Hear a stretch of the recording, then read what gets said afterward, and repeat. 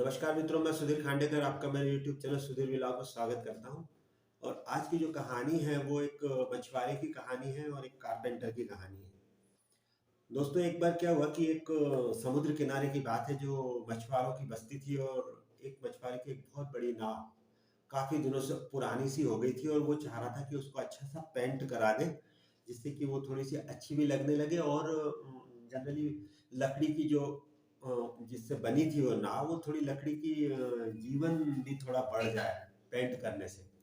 तो उसने क्या करा कि शहर जाके एक जो अच्छा पेंटर था, वो पेंटर के साथ कारपेंटर भी था वो, तो दोनों चीजें उसमें थी। तो उसको वो कहा कि यार वो मेरे यहाँ की नाव है और उसको मैं चाहता हूँ कि बहुत अच्छा सा पेंट वगैरह करके उसको एक सुंदर बना दो आप।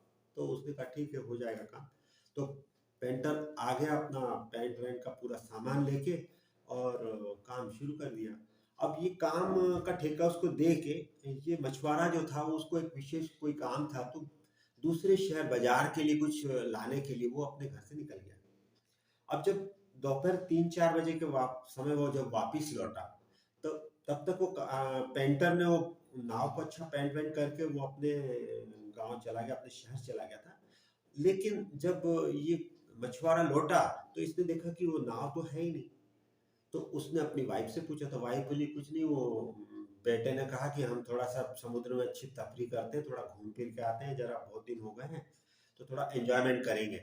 तो साथ में वो यहाँ के और उसके साथी थे, जो मित्र थे उसके, उनके साथ चला गया। अब ये मछुआरा था जो बड़ा हैरान परेशान हो गया। उसको पता था कि नाव के अंदर छेद है, तो बड़ा हैरान परेशान था। बोले अब पता नहीं क्या होगा, क्योंकि धीरे धीरे मौसम भी, और जब देखा कि ऊपर बादल बादल भी बरस रहे हैं, बिजली चमक रही है, तो उसको लगा कि यार अब तो समुद्र में लहरें भी उठने लगी थी और नाव का दूर दूर तक पता ठिकाना नहीं था। तो अब ये इसको परेशान, अब चूंकि जो मछुआरा था उसको पता था कि नाव के अंदर छेद है, लेकिन जो उसकी वाइफ थी उसको नहीं पता था, घर के अन्य सदस्यों को नहीं पता था, और ये सोच रहा था कि बच्चे को भी नहीं पता है। लेकिन किस्मत की बात देखो दोस्तों कि क्या हुआ कि जब उसने थोड़ी देर बाद, करीब जब भगवान को बहुत याद करा उसने कि भगवान कुछ भी करो बचाओ मेरे बच्चों को, अब इतना बड़ा तूफान के संकेत दिख रहे हैं और नाव में ऑलरेडी छेद है, तो ऐसी स्थिति में बड़ी दिक्कत होगी। तो लेकिन थोड़ी देर बाद जब उसने उस नाव को वहां से दूर से, जो ऊंची ऊंची लहरों में उछलते उछलते नाव को आते देखा, तो इसके चेहरे पे मुस्कुराहट आ गई। बड़ा भगवान को धन्यवाद दिया कि पता नहीं कौन सा ऐसा चमत्कार कर दिया कि नाव बिना डूबे वापस आ गई।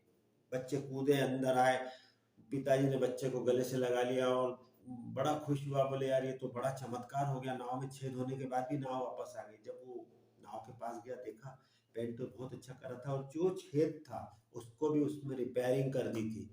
बड़ा खुश हुआ है, बड़ा धन्यवाद दिया उस पेंटर को। दूसरे दिन सुबह सीधा पहुंचा उस पेंटर के घर, और उसको धन्यवाद के साथ में उसकी जो फीस थी पेंट करने की, उसके अलावा उसको 2,000 की जगह 10,000 रुपए का उसने चेक बना के दिया। तो पेंटर ने कहा नहीं नहीं, मेरा तो 2,000 होता है मैं उतना ही लूंगा, ये 8,000 ज्यादा मैं नहीं ले पाऊंगा। तो इन्हें बोले आपने वो काम किया है जो बहुत ही गजब का काम किया है। बोले नहीं ऐसा कुछ भी नहीं करा मैंने। नहीं नहीं, बोले आपने जो नाव में छेद था उसको आपने रिपेयर किया, क्योंकि मैं जानता था कि उस नाव में सिर्फ छेद है, बाकी और कोई नहीं जानता था। और मेरे बच्चे ने पूरे मोहल्ले वाले के बच्चों को लेके आज तफरी करने के लिए समुद्र के बीच में चला गया था, बहुत अंदर, और बहुत बड़ा तूफान आया जिसमें कि वो, चूंकि ये आपने नाव का छेद भर दिया था, इसलिए वो बच के वापस आ गया। तो ये आपने इतनी बड़ी कृपा करी, एक तो बच्चे का जीवन बचा, साथ में उस पूरे मोहल्ले के जितने बच्चे थे उनका जीवन बचा, ये तो अपार है। मतलब ये मेरे शब्दों से मैं व्यक्त नहीं कर सकता आपके लिए मैं कि कितना कृतज्ञ हूँ आपके प्रति। 2,000 8,000 में कोई वो नहीं है, आपके लिए भी नहीं होगा, मेरे लिए भी नहीं होगा, और ना ये 8,000 मेरे बच्चे की कोई कीमत है।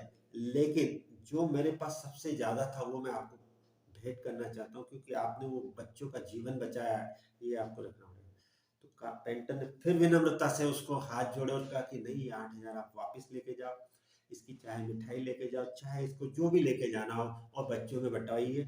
मेरा जितना काम था उतना मैंने लिया, और ये छोटा मोटा रिपेयरिंग तो मेरी आदत में शुमार है। कभी भी मैं कोई काम करता हूँ तो उस काम के अलावा उसमें और क्या मैं ऐड कर सकता हूँ, ये मैं हमेशा सोचता हूँ और उसको मैं जोड़ता हूँ। दोस्तों, मेरा भी कहना यही है कि जैसा उस कारपेंटर का सोच थी, जिस कारपेंटर की जो समझ थी, ऐसा हम अपने जीवन में भी उतारना चाहिए। और जब भी हमको कहीं पर भी इस टाइप का मौका मिले, जब भी हमें कहीं पर भी कुछ वन प्लस करने का मौका मिले, जरूर करें दोस्तों।